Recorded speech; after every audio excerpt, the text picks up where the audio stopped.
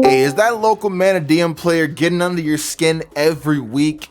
Can you just not stand these really big monsters or put some Fenrir and then you lose? I got the deck for you. What's going on, guys? Kamon here. Today I'm gonna bring you guys a Evilswarm deck profile. Now this build specifically, it might seem kind of counterproductive, but just listen to my reasonings and then it'll all make sense. I got you, I promise. Mana DM, or not, Mana DM, Evilswarm is one of those decks. It is a helmet-based deck, right? And our best monster is obviously Evilswarm Ophion. We love this card. Summon him, and then you win against certain decks. Now, this deck does not do too well versus Purely because we have no real way to out the Noir kind of thing. But like against like every other deck, like in this meta, you do fantastic. Like against Rescue Waste, they can't summon their big Turbulence guy. Mana DM, they can't summon any Visas. They can't really do too much. You know what I mean? What's another like good? Oh, the freaking Phantom Knights. They can't summon the Horus cards. You know what I mean? Unchained has level 5 or highs, I believe. But anyway, let's get right into them. I'm gonna show you guys the main deck and the extra deck. No side because I want you guys to make your own kind of side. Plus, side decks also varies between locals and whatnot. So I don't want to like put out a side deck. And then some people think, oh, that is the end all be all for the side deck. It's like, nah, bro, it's just together. But anyway, let's start off with the monsters, obviously. 3 Evilswarm caster. This is the best Evilswarm in the entire deck ever. On normal summon, you get a additional normal summon of an Evilswarm monster. So this is how you extend and then you overlay to make your Ophion and or your other stuff. Best part about him, when you normal summon him, you're not locked into darks. You're not locked into Evilswarm. So you can actually link away them to make something else, or you can exceed to something else if you want to. But yeah, 3 caster is a must. This is a warrior, so you know it's the best one. Obviously, 3 Kirkion. Kirkion.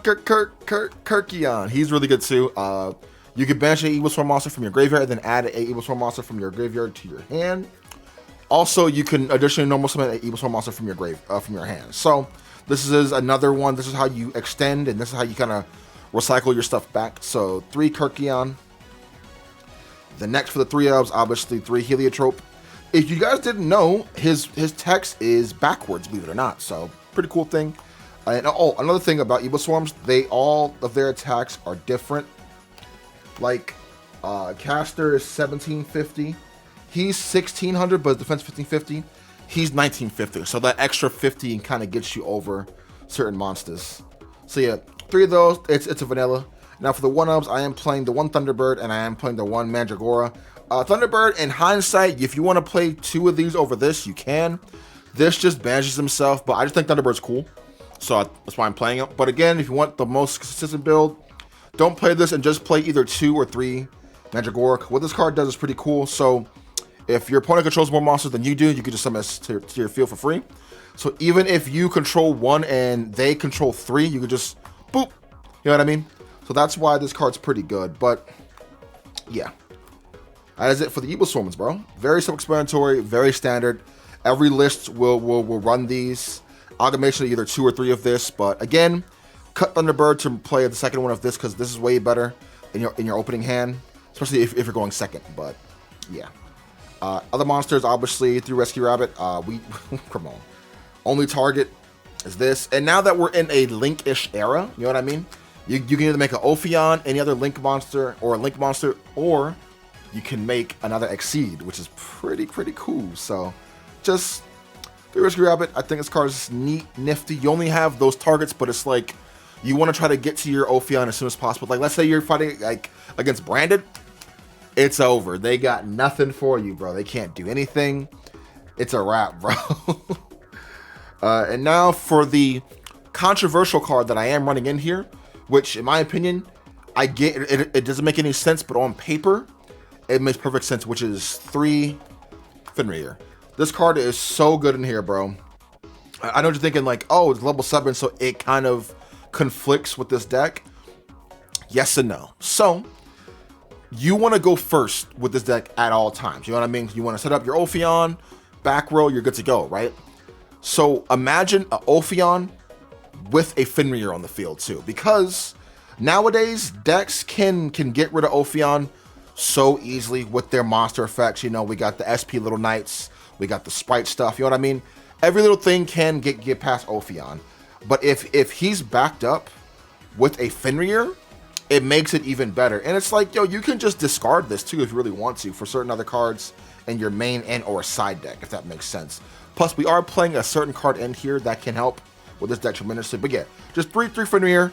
It's good going first, it's good going second. It's a good card overall, replaces itself, so you're never without a hand.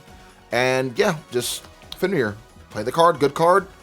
And now for the hand traps, we are only playing 6, so 3 Ash Blossom, because again, Ash hits every other deck. And then I am main decking 3 Shifter. I hate this card. They gotta ban this card or hit it to 1 or something, but Shifter does not hurt this deck whatsoever. It slows down Kirkion, but it's like, that's it, bro. Everything else works just fine, and your Fenrir is fine too, you know what I mean? So it's like, why not just main deck Shifter? Again, I hate this card. I think this card is bad for Yu-Gi-Oh! It's a bad card. It's so free. It's so stupid. But I'm going to use it. I'm going to use it, bro. That is it for the monsters. That's full monster count. Again, if you want to argue that you shouldn't play Fenrir because it's level 7, I think that's not a good argument because, like, okay, that's the only downside. Is like if you have an Ophion and then you draw this, then it's like, damn, what can I do? But it's like, you could still play with the Ophion on the field. Plus, if you have Ophion, you're already winning against a lot of decks anyways, so that's just my thing for that, you know what I mean? For spells, 3 Pot of Prosperity, self-explanatory. You dig through your extra deck so much, and there are certain cards that you will probably never really go into, / that you don't need at that time, so it's like, Pot of Prosperity it away, and then you're good to go. So 3 Pot of Prosperity. This spot can be kind of fixed, but right now I'm taking in 3 Book of Eclipse. I want to play I want to play Enemy Controller instead, but I do not own that card. I'm going to have to just buy some pretty soon, which probably paycheck I'll get some. But yeah, if you want to run Controller over this, you can. But for right now, Substitute, Book of Eclipse is still a pretty good card because you want to hit those Exceed decks and then Link decks. And what I mean by that is before they Exceed and Link, you just Eclipse. No. You know what I mean? So, 3 of those. 2 Infestation Pandemic. This card is sick. This is your searchable lance of this deck. Keeps all of your Evilswarm monsters and cards unaffected by spell and trap cards. So therefore, when it faces up Ophion, your opponent cannot imperm it. If you imperm, you'll just chain this, and for the rest of this turn, unaffected by spell and trap cards. It'll suck if they go imperm, chain, droplet. But then it's like, alright, you wasted 2 cards, you know what I mean? And now you're going to have 3 cards in your hand only. Or I guess, no, you'll have 5. No, you have 4. Yeah, you have 4 because you're going second. Either way, 2 of these. 2 of these. I am maining 2 Overlay Network. This is just a pretty good extender for this deck. Just extending to make your Ophion. It's like, the thing is, you want to make Ophion as soon as possible, as best you can. So this is like the best way to do that. So yeah, just there's been many times where I would go normal summon out, caster, activate Overlay Network, special out, rescue rabbit effect, banish for self, you know what I mean? Like there you can do that. But yeah, 2 of those, and obviously the 1 Rhoda and the 1 Called by the Grave, because you want your rabbit to actually go off, and this can search out your caster. So it's like, yeah, why not play it? And then you want your rabbit to go off. That's it for the spells.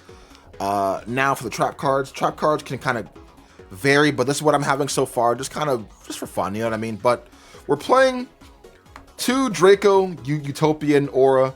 This card is so sick. So like this so this card is basically free. What this card does, if your opponent activates a monster effect on the field, flip this up, negate and destroy that card. It's destroy and ban. I'll just read it to you. When your opponent activates a monster effect on field, negate the activation if you do destroy that card. Then you can apply the following effects. So it's like you don't have to do this part. Banish 1 monster from your hand, and if you do special summon the monster that was destroyed and sent to the graveyard by this card effect, but negate its effects.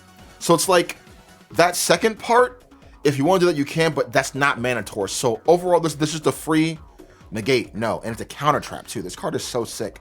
I want to play this in, like, a lot more decks, but I don't know what else I want to play it in. You know what I mean? Might play it in ninjas, honestly. I think that might be the wave. That might be the wave. But, yeah. 2 of these.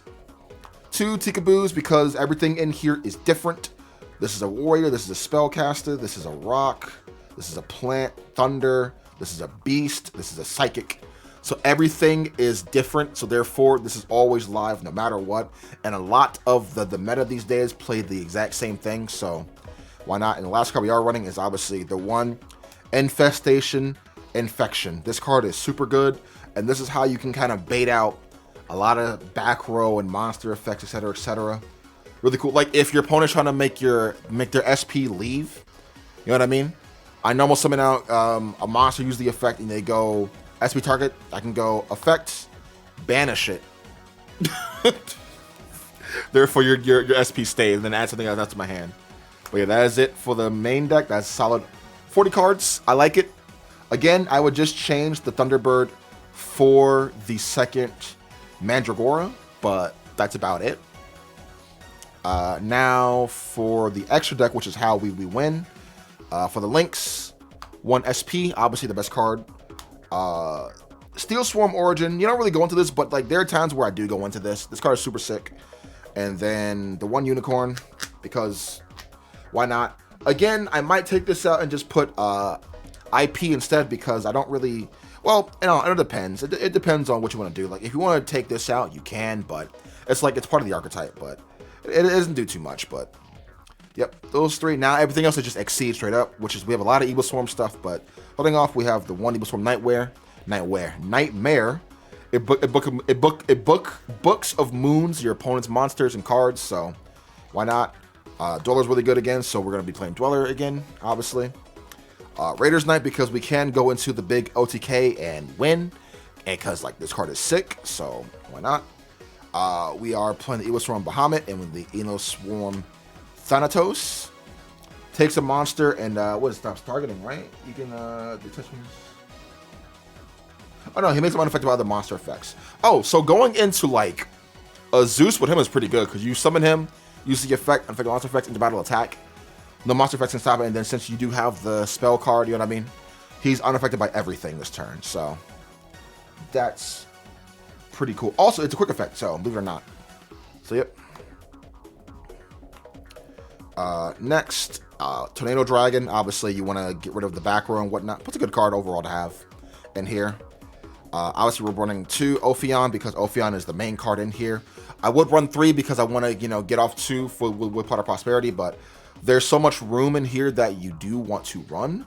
I don't think you really need 3. 2 is just fine. So yeah, just 2 Ophion. Love this card, love that guy. Evilswarm Ouroboros. Don't really go into him, but it's just nice to have in here because it's Evilswarm, you know, so when I play it. And last is the Arc Rebellion Exceed Dragon, again, OTK. And then we are playing the 1 Typhon and the 1 Zeus to round off the Exceeds.